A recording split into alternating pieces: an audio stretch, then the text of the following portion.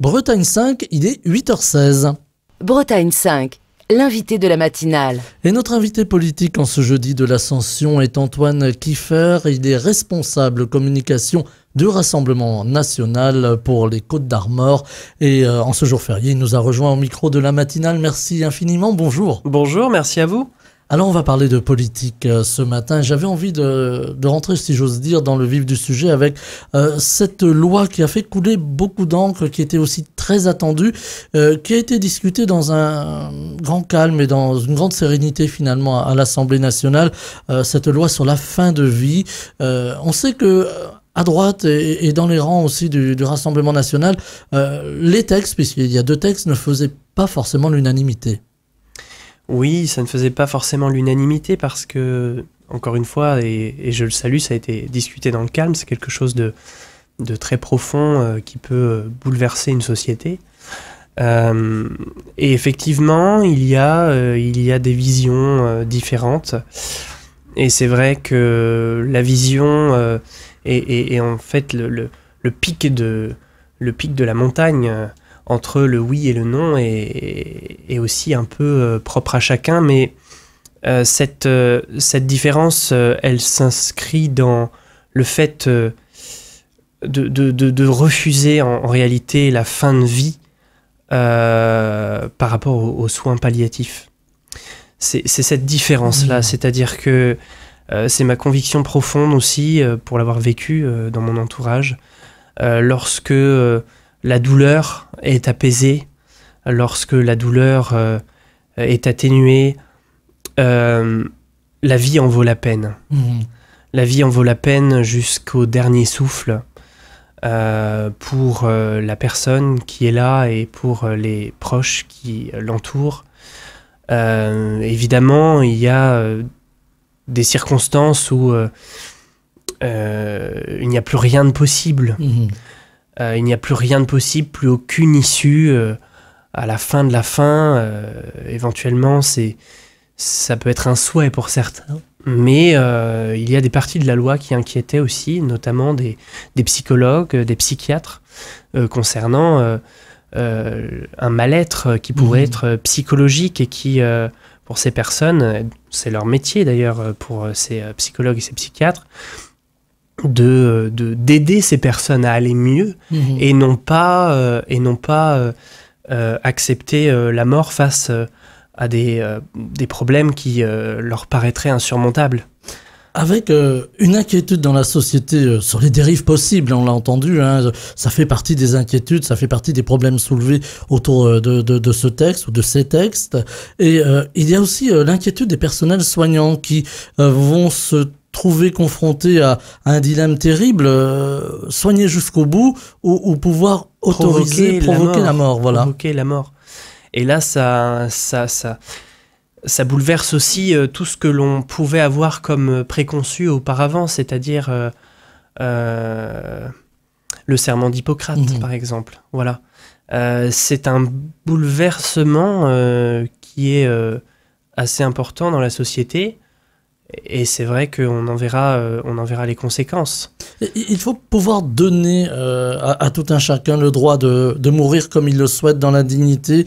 Oui, dans la dignité, oui. Voilà, soit en allant jusqu'au bout, soit en abrégeant sa vie. Dans la dignité, c'est-à-dire apaiser, enlever les souffrances, enlever la douleur.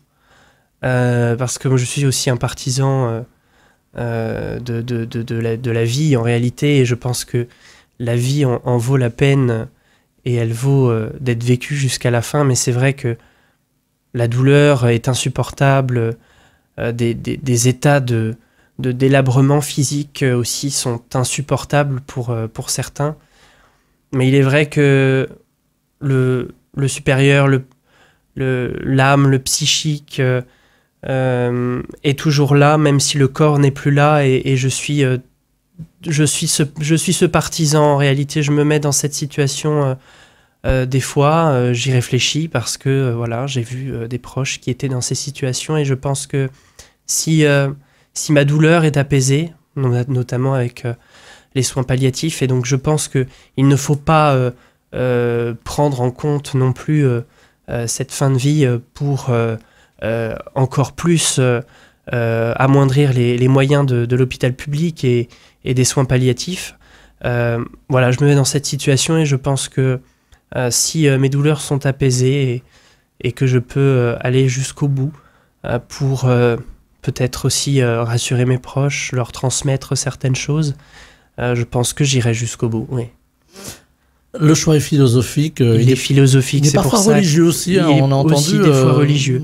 Et c'est pour ça que c'est très bien que ce soit déroulé dans une situation d'apaisement, même si on en verra peut-être de mauvaises conséquences. Mais ce sont des choix qui sont au fond très personnels sur ces sujets-là. Oui.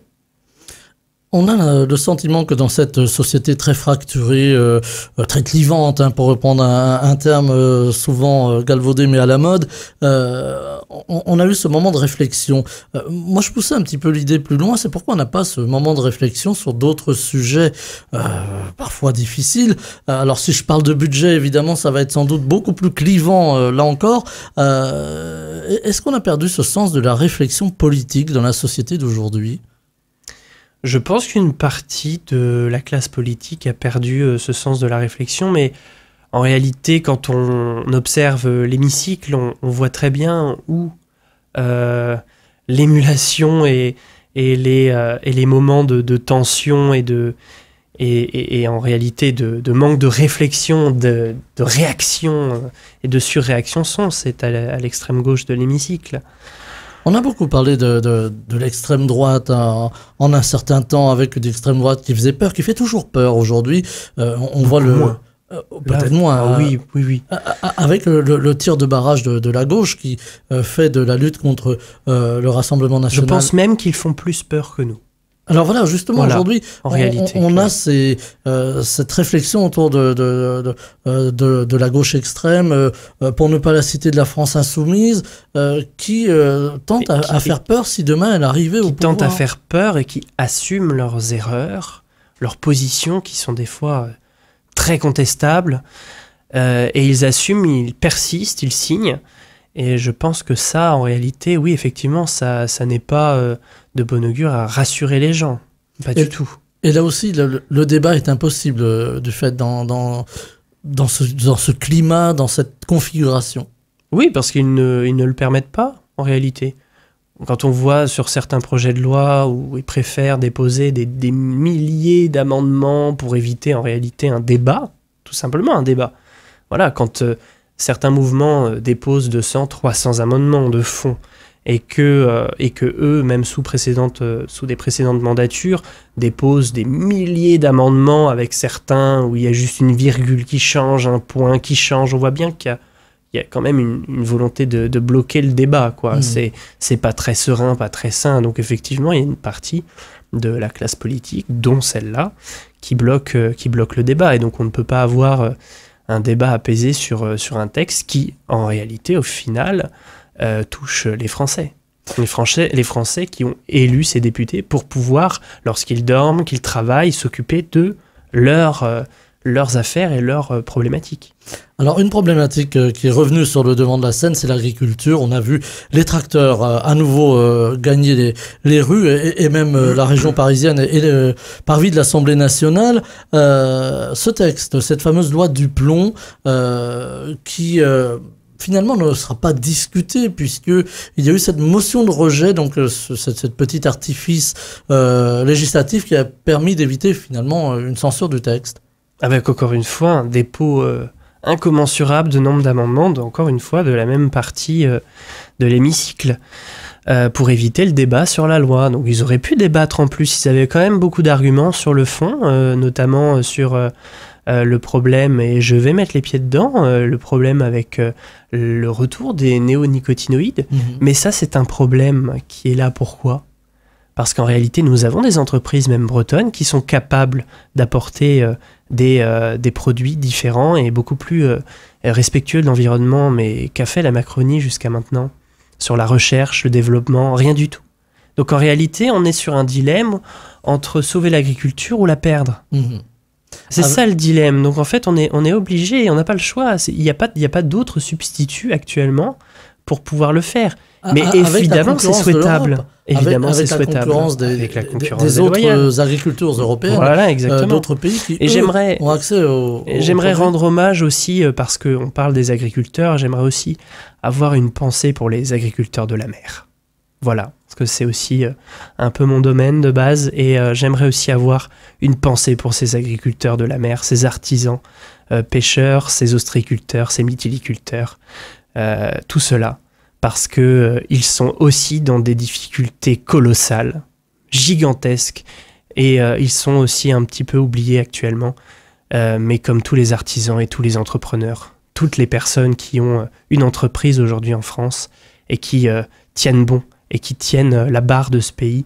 Et voilà, j'aimerais avoir un hommage. Donc effectivement, il y a des problèmes. Aujourd'hui, on était face à un dilemme qui a été créé par l'inaction de la Macronie, c'est-à-dire où alléger, aider, donner un coup d'oxygène à nos agriculteurs pour qu'ils puissent aller un peu mieux, parce qu'en réalité, ça n'est absolument pas suffisant. Mhm. Ou alors participer et accompagner leur mort certaine. C'est un sacré dilemme, mais il faut savoir faire des choix, et en politique, il faut choisir le moins pire. Avec une difficulté à gouverner. Là encore, hein, on a la composition de l'Assemblée nationale qui est ce qu'elle est, c'est-à-dire qu'il n'y a pas de majorité, sinon une majorité relative pour le président de la République, en tout cas le parti proche du président de la République. On voit poindre depuis quelque temps une petite musique qui revient assez souvent. On parle de dissolution. Voilà, on va rentrer dans les temps possibles de la dissolution, qui n'est pas appelée de ses voeux par le président de la République. Et puis, de censure, de 49.3. Ce serait une catastrophe si demain, par exemple, le gouvernement Bayrou tombait? Est-ce que ce serait une catastrophe? Je ne pense pas, honnêtement. Ce ne serait pas une catastrophe. On a déjà vécu, des changements, mais... Il n'y a pas de risque de surajout à la crise déjà compliquée qu'on traverse, ne serait-ce qu'au niveau budgétaire? Mais la crise est là depuis l'arrivée d'Emmanuel Macron, en réalité. Donc, est-ce que ça rajouterait quelque chose en plus? Si c'est un Bayrou bis ou un Barnier bis, ça changera pas grand-chose, en réalité. Et qu'est-ce qu'ils peuvent sortir de leur chapeau? Donc, censure, pas censure, on aura peut-être potentiellement la même essence politique et la même mollesse politique, on va dire, au niveau de l'action politique. Même si il faut mettre un Bruno Retailleau au Premier ministre, on voit très bien son bilan, il parle fort, il monte les muscles, mais en réalité, depuis qu'il est là, hein, qu'est-ce qu'il a fait concrètement? C'est-à-dire quelle décision a été prise pour se faire respecter à l'égard de l'Algérie? On a aussi ce rapport qui est sorti à propos de l'entrisme des frères musulmans. Alors voilà, je comptais que fait-il? Vous questionner autour de cela, oui. Que fait-il? C'est-à-dire que toutes ces personnes... la Macronie, il y a quelques années, était un conglomérat de l'ancien PS et de l'ancien UMP. LR a à peu près survécu, a élu son nouveau président, mais en réalité, ça ne changera pas grand-chose. C'est-à-dire qu'ils font partie, c'est une béquille de la Macronie. On le voit aux élections, même aux élections législatives. Quand il y a un candidat Rassemblement National face à un candidat LFiste, on peut prendre l'exemple d'Avignon avec le sulfureux candidat de l'extrême gauche qui a été élu. Eh bien, les opposants, que ce soit macronistes ou LR, se liguent contre le Rassemblement National, quitte à faire élire un candidat d'extrême gauche. Donc on ne peut pas compter sur eux. On va parler de ce rapport-là, mais juste avant, je voulais vous entendre sur le budget. On a entendu François Bayrou s'exprimer avant-hier, l'air grave, en disant, voilà, les finances de la France sont catastrophiques, fallait-il le démontrer? Il le découvre. C'est quand même incroyable, il ne le savait pas avant. Et il va falloir faire des efforts. Et là, on parle de cette possible TVA sociale, hein, c'est le terme générique qui a été employé, qui finalement est un impôt, si on le regarde d'un peu plus près. Est-ce que là aussi, on est encore dans une politique qui va, allez, permettez-moi le terme, il est un peu fort, mais taper sur les plus précaires? Ça leur ressemble. C'est pas très étonnant en réalité. C'est-à-dire que avant de colmater la passoire, ils font couler de l'eau dedans, ils font absolument aucune économie, et puis ils essaient de chercher partout où est-ce qu'ils peuvent trouver de l'argent. Mais par contre, les économies, ça non, hein, parce que ça va toucher peut-être une part de leurs électorats, une part de leurs amis, une part d'autre chose. Donc ça, non, les économies, ça, ils connaissent pas. Hein. C'est-à-dire qu'on dépense, on cherche de l'argent, mais les économies, on n'en fait pas. Selon François Bayrou, même si on fait beaucoup d'économies, on n'arrivera pas à combler ce déficit qui prend de l'ampleur chaque jour, finalement. Mais ils n'en font pas d'économies. Donc effectivement qu'ils auront du mal. Ils veulent pas en faire. Donc c'est un problème et leur logiciel est le même depuis l'arrivée d'Emmanuel Macron, ou même avant, c'est-à-dire qu'on crée encore une autre taxe supplémentaire, mais que ce soit pour les gens qui se lèvent pour aller au travail, mais aussi les entreprises. Mmh. On arrive à un point où moi, quand je me balade à droite à gauche, j'entends de plus en plus de gens de mon âge, ma génération, même encore après, qui se disent mais est-ce qu'on n'irait pas ailleurs ? Ils regardent autour d'eux, ils se disent mais on est quand même un pays avec un prélèvement automatique de dingue et où va l'argent, quoi ? Où va l'argent ? La question est posée, où va l'argent ? Et on l'entend alors dans les rangs de la gauche pour le coup, en disant voilà, l'argent il va chez les milliardaires, chez les très grandes entreprises du CAC 40. Mais c'est leur credo, mais en réalité ces entreprises-là, aujourd'hui, elles ferment et elles délocalisent, il y a bien des problèmes aussi. Est-ce qu'il faut leur demander à ces entreprises de faire un effort national, au risque justement peut-être qu'elles délocalisent ? Non, il faut demander au gouvernement de faire un effort pour les Français et les entreprises.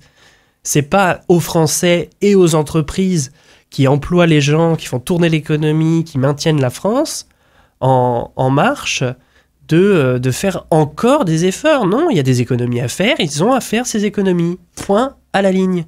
Avec l'Union européenne qui nous regarde de près, mais aussi un petit peu à la marge, le FMI qui, depuis quelque temps, s'agite un petit peu. Il y a eu ce rapport de la Cour des comptes qui a été produit aussi sur, là aussi, le déficit de la France.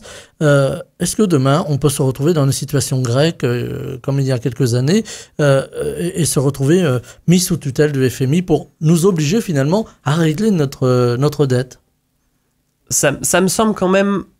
ça me semble un peu compliqué étant donné la France n'est pas la Grèce non plus, mais Emmanuel Macron et ses gouvernements nous laissent quand même une sacrée ardoise, hein. Et la gestion en réalité des deniers publics n'est pas du tout rassurante, ça c'est certain. Donc on va sur un chemin qui est celui-ci, qui est très inquiétant au niveau de la gestion économique. De là à être comme la Grèce, non.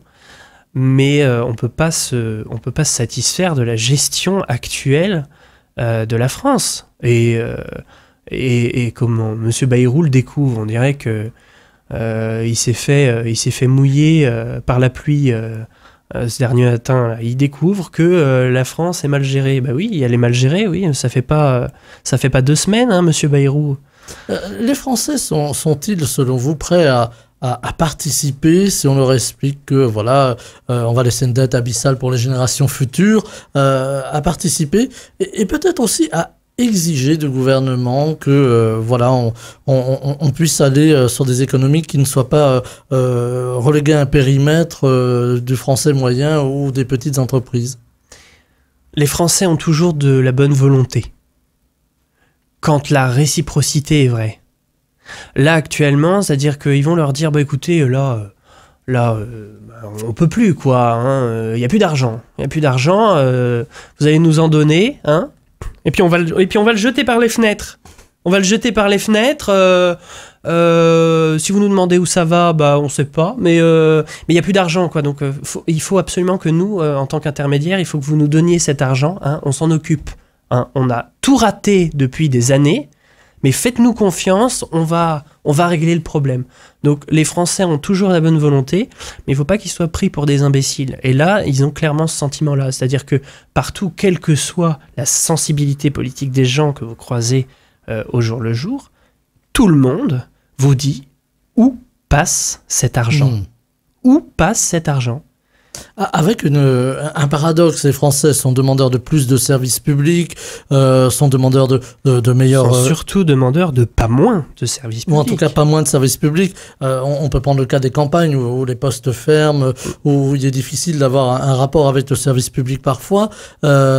Sinon, par le biais des mairies, là encore une porte d'entrée, on va parler des municipales tout à l'heure. Est-ce que là aussi, il va falloir combler ce paradoxe, c'est-à-dire continuer à régler la dette, mais continuer à maintenir ce qui peut être maintenu en termes de services publics et finalement de niveau de vie des Français. Mais évidemment, il faut maintenir en réalité une vie sereine, une vie de proximité avec les gens. On peut pas en même temps leur dire on vous supprime tout, vous êtes à l'écart, la France des oubliés, et leur dire derrière bah oui mais là il faut plus d'argent. Hein. On vous a fermé votre poste, votre gendarmerie et votre école, mais faut encore plus d'argent, hein, d'accord ? Donc serrez-vous la ceinture. Ben non, c'est pas possible. C'est-à-dire qu'ils doivent donner et rendre des comptes, savoir où passe l'argent. Et une fois qu'on sait où passe l'argent, d'ailleurs c'était la question de ce fameux audit, de ce grand audit que Jordan Bardella avait proposé aux Européennes, de savoir où passe tout cet argent. Il faut savoir où passe l'argent, il faut avoir d'abord la confiance des Français et des contribuables pour ensuite éventuellement leur demander un effort. Mais à mon avis, il n'y a pas d'effort à demander.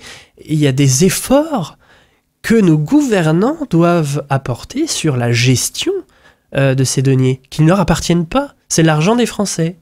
Avec toujours encore cette société française très fracturée sur des questions sociétales, sur des questions de sécurité. J'avais envie de vous entendre aussi sur des questions peut-être qui nous prédisent un avenir pas forcément très réjouissant quand on voit que aujourd'hui il y a par exemple des actes de sabotage sur des lignes électriques. Ça a été le cas aussi sur des lignes SNCF juste avant les Jeux Olympiques et il y a encore 2 ans sur des émetteurs de télévision ou des relais de téléphone. On a l'impression d'actions comme ça aussi qui sont peut-être pas coordonnées pour l'instant, mais qui sont dans une idée de déstabilisation de la société. Est-ce que ça aussi c'est grave? Est-ce qu'il y a j'allais dire une sous-couche politique, si vous me permettez le terme, radicale, qui risque peut-être de fortement déstabiliser le pays? Oui, il y a ce courant-là qui est présent, de sabotage, mais aussi de destruction, et on le voit, on peut aussi attester la revendication des fois de ces actes, c'est-à-dire que c'est souvent... Là, c'est 2 groupes anarchistes, apparemment. Voilà, anarchistes, exactement. Donc on voit quelle mouvance cela représente. C'est inquiétant, ça pose la question aussi de savoir jusqu'où le gouvernement est capable d'accepter ces choses-là. Ça, on en revient au ministre de l'Intérieur, hein. C'est encore une fois ses responsabilités. Donc, qui a fermement condamné les actes et qui a demandé en tout cas que les infrastructures soient mieux protégées. Oui. Blabla, blablabla. Selon vous. Ministre blablabla, monsieur Bruno blablabla. Voilà. Non, il faut agir. Faut vraiment prendre ça au sérieux. Ce sont des choses qui sont des signaux, des alertes, et on ne peut pas tout le temps parler. On ne peut pas tout le temps faire des prestations verbales. Il faut être très sérieux sur ces choses-là, parce que ce ne sont pas des sabotages et encore, même si ce serait condamnable, mais ce ne sont pas des abribus. Ce ne sont pas des tables, des chaises, ce sont des points qui sont quand même sensibles. Ce sont des points stratégiques. Donc derrière, il y a une volonté très réfléchie d'atteindre quelque chose. Ce sont des signaux qui arrivent. Il ne faut pas que ça se développe plus que ça ne l'est maintenant. Atteinte à la République, finalement, peut-être au-delà de ça, la démocratie. Atteinte aussi qui se matérialise avec ce rapport dont une partie a été déclassifiée, en tout cas pour plus de 70 pages, le reste classifié et secret défense. Mais on a vu ce rapport sur l'entrisme des frères musulmans en France, avec une situation qui est décrite comme déjà très inquiétante. Rapport qui est depuis 1 an sur le bureau du président de la République, et rapport, alors pour le coup, que Bruno Retailleau a choisi de rendre, en tout cas de transmettre à quelques journalistes. Est-ce que c'est inquiétant ce rapport? Est-ce que c'est inquiétant ce qui se passe aujourd'hui en termes d'entrisme religieux et d'entrisme religieux par les frères musulmans qui imaginent un changement sociétal? Ce qui est inquiétant, c'est que on le sait déjà depuis longtemps. Ce rapport le confirme officiellement. Mais nous le savons au Rassemblement national avec Marine Le Pen et Jordan Bardella depuis très longtemps. Moi, depuis que je suis arrivé dans le mouvement, c'est un thème qui est abordé sérieusement. Ce sont des propositions qui ont été faites au fil du temps et des présidentielles. On a reproché justement il y a des solutions national pour régler ça. On a reproché au Rassemblement national de mettre de l'huile sur le feu, d'inquiéter. Mais oui, d'inquiéter. On voit le résultat. Voilà, on voit le résultat. Aujourd'hui, c'est officiel. C'est un rapport officiel qui confirme ce que Marine Le Pen disait depuis de très nombreuses années, alertait et apportait des solutions pour régler le problème. Et effectivement, on s'en prenait plein la figure. Et là, ce qui est très inquiétant aussi, c'est que le rapport, ça fait 1 an qu'il est sur le bureau et qu'il est en train de prendre la poussière. C'est-à-dire que Bruno Retailleau l'a mis en évidence, bien. Je veux dire que c'était légitime et nécessaire pour la France, mais qu'il soit resté sur le bureau comme ça, sans acte, sans projet de loi de la part du gouvernement depuis 1 an, avec une situation qui est quand même extrêmement inquiétante et sérieuse. C'est surtout ça qui est inquiétant de la part de ces gens-là. On ne peut pas leur faire confiance en réalité. C'est du temps de perdu. C'est du temps de perdu. C'est du temps de perdu, ce sont des dangers supplémentaires à faire courir à notre démocratie, à la République, aux Français, à la France. Et donc du coup, oui, effectivement, c'est très inquiétant d'une part le constat qui est officiel et d'autre part l'inaction et peut-être éventuellement même la mise sous le tapis de ce dossier qui, et je le rappelle, est depuis 1 an sur le bureau. Le président de la République a dit qu'il ne fallait pas céder au complotisme, qu'il fallait être prudent en la matière. Oui. Faut repenser au général de Gaulle. Cette hauteur de vue, en réalité, M. de Gaulle ou Pompidou aussi, cette hauteur, cette vision lointaine, est-ce qu'on aurait eu cette réponse de la part d'un président à cette époque sur un rapport officiel de personnes qui composent la République et qui se basent sur des données officielles, sérieuses? Est-ce qu'on aurait eu une phrase sortie comme ça, qu'il ne faut pas céder au complotisme? C'est-à-dire qu'en réalité, il prend en compte ce rapport comme quoi complotiste? Une question. Antoine Kiefer, il nous reste une poignée de secondes. Je voulais vous interroger sur les municipales. Alors, ça va être très très rapide. J'imagine que le Rassemblement national est dans les starting blocks. Ça se prépare? Oui, travail de fourmi, travail souterrain, qui est très intéressant. C'est-à-dire qu'il y a une nouveauté qui est assez différente des autres fois. Voilà, nous avons des personnes qui se proposent pour faire des listes et être candidats, ce qui n'existait pas avant. Donc effectivement, nous aurons des listes officielles et nous aurons des listes sans étiquette avec des personnes qui ont nos affinités, notre sensibilité politique. Ça fera certainement un petit changement local. Eh bien, c'est là-dessus que l'on va conclure. Antoine Kiefer, vous reviendrez, on l'aura compris, pour parler de ces élections municipales. La campagne n'a pas encore commencé. Voilà, on fait le teasing, comme l'on dit. Antoine Kiefer, responsable communication du Rassemblement national des Côtes-d'Armor, était avec nous en ce jeudi férié. Merci infiniment d'être venu jusqu'à nous. Très belle journée. Très belle journée à vous aussi. Bretagne 5, Stéphane Hamon, le 7-9.